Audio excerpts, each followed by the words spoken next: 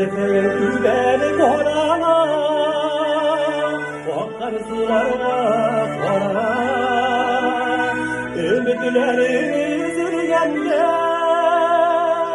akar sularına kora. Ne kadar ağır bulsa da, bağın suyunu kaba. Ümitlerimiz yürüyende, akar sularına kora. Ne kadar ağır bulsa da, bağın suyunu kaba. Ne kadar ağır bulsa da, bağın suyunu